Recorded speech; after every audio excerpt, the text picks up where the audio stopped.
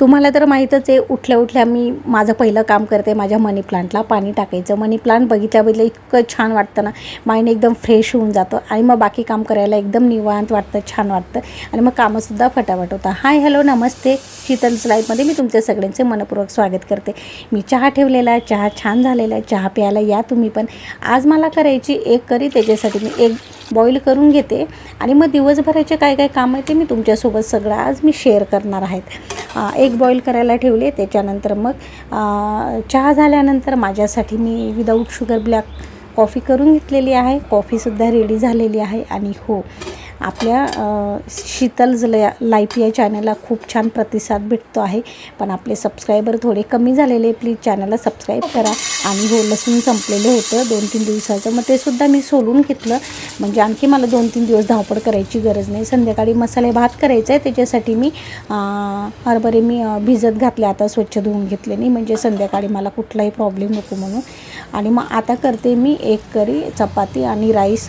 तर मग त्याच्यासाठी मी बाकीचे बरेच कामं झालेले तुम्ही बघितलेच. आणि मग त्याच्यासोबत आता राईससुद्धा मी तयार करून घेते. आपल्याला दिवसभराचं म्हणजे असे लहान लहान गोष्टी, लसूण सोलणं किंवा मग काही कडधान्य भिजवून ठेवणं, ह्या गोष्टी कामं आहे असं कोणाला वाटेतसुद्धा नाही. पण त्याच गोष्टी जर वेळेवर आपण करून ठेवल्या तर आपले पुढचे 2-3 दिवस व्यवस्थित जातात, किंवा 2-3 दिवसाचं जे काही प्लॅनिंग असेल ते व्यवस्थित पटकन होऊन जातं.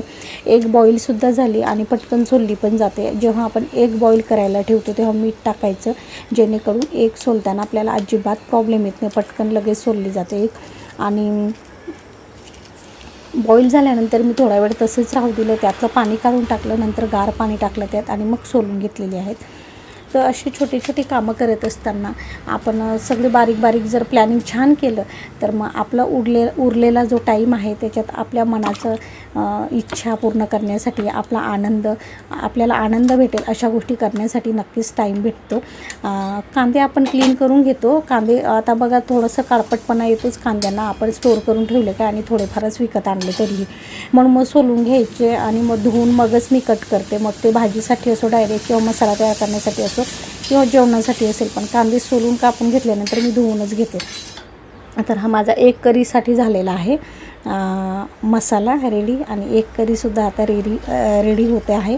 आणि बघा जो काही टाईम आपला मिळतो त्याच्यातूनच आपण आपल्या मनाला समाधान भेटेल, आपल्याला आनंद मिळेल अशा गोष्टी करत राहायच्या.